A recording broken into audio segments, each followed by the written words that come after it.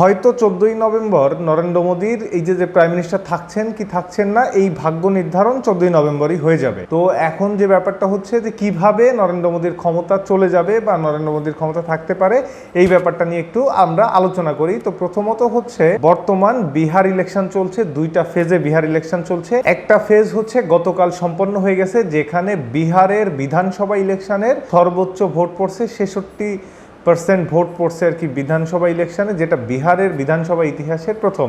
তো এইখানে 121টা আসনে অলরেডি ভোট হয়ে গেছে। সেকেন্ড ফেজটায় 122টা আসনে ভোট। তো এইখানে কম্পিট করছে হচ্ছে আরজেডি কংগ্রেস মিলে একটা জোট, আর হচ্ছে এনডিএ মানে ন্যাশনাল ডেমোক্রেটিক অ্যালায়েন্সের আন্ডারে আছে হচ্ছে বিজেপি, তারপর নীতিশ কুমারের জেডিইউ, আরও অনেক ছোট ছোট দল।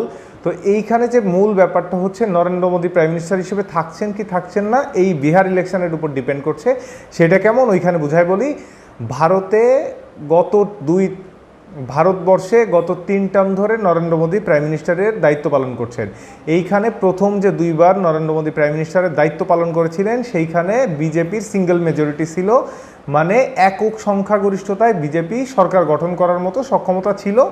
তারপরেও আনুষঙ্গিক যে দলগুলো ছিল আশপাশের তাদের নিয়েই সরকার গঠন করে। তো এইবার থার্ড টার্মে এসে বিজেপির সিঙ্গেল মেজরিটি পায় না। বিজেপি যে ইন্ডিয়ার যে ম্যাজিক ফিগার 272 আসন, এই ম্যাজিক ফিগার থেকে প্রায় 32টা আসন দূরে ছিল। বিজেপি সহ এনডিএ অ্যালায়েন্স যে গভর্নমেন্ট ফর্ম করে আছে, এই গভর্নমেন্টে বর্তমান আসন সংখ্যা আছে 281টি আসন। এর মধ্যে বিজেপির আছে 240টা আসন।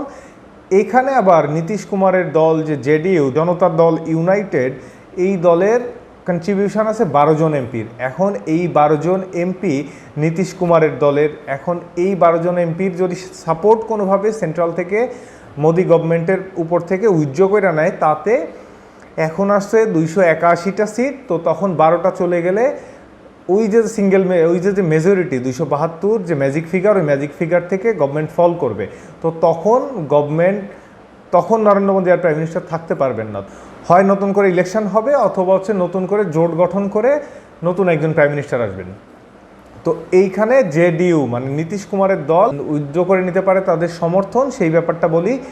নীতিশ কুমার পছন্দ করেন ক্ষমতার সঙ্গে থাকতে। বিহারে নীতিশ কুমার যাবৎকালে নীতিশ কুমারের যে রাজনৈতিক ক্যারিয়ার, তাতে দেখা গেছে বিহার বিধানসভাতে নীতিশ কুমার যতদিন পলিটিক্স করছেন তিনি ক্ষমতার সঙ্গেই ছিলেন, যে কোনো মূল্যে ক্ষমতার সঙ্গেই। তিনি জোট গঠন করা, জোট ভাঙা গড়ার খেলোয়াড়। তিনি যে দল গভর্নমেন্ট ফর্ম করার মতো অবস্থায় আছে তিনি সেই দলেই চলে যান। তো এবার মোদির যে পেইড মিডিয়াগুলো আছে, টেলিভিশন চ্যানেলগুলো আছে, তারা বলছে বিহার ইলেকশনে এবার একটা ম্যাসিভ ভিক্টরি পাইতে চলছে এনডিএ অ্যালায়েন্স এবং হচ্ছে বিজেপি। কিন্তু গ্রাউন্ড রিপোর্ট দেখলাম আবার অন্য কথা বলছে, যে এবার হারার সম্ভাবনা এই যে এনডিএ অ্যালায়েন্স তার খুব বেশি।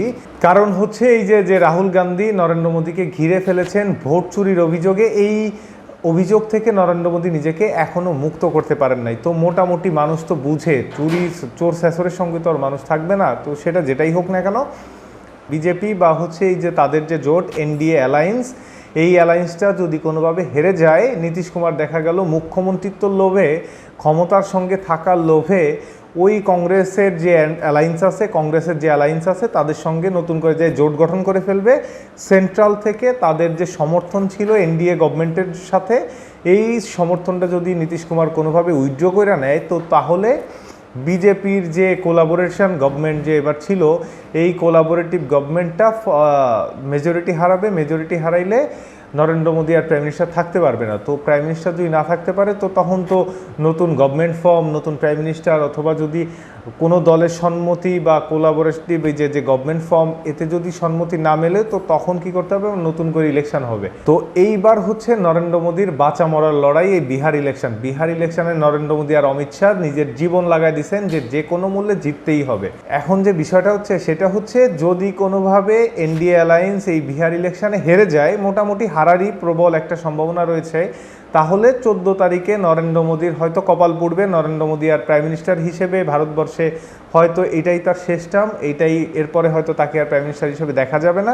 মানে বিহার ইলেকশনের যে রেজাল্টটা 14ই নভেম্বর হবে, এরপরই আসলে মোটামুটি ক্লিয়ার হয়ে যাবে যে নরেন্দ্র মোদী ভারতবর্ষের প্রধানমন্ত্রী হিসেবে নিজের দায়িত্ব আরও বেশি দিন ধরে পালন করতে পারবেন, নাকি এইখানেই তাকে ক্ষান্ত দিতে হবে। তো দেখা যাক 14ই নভেম্বর কি হয়, অপেক্ষায় থাকি আমরা।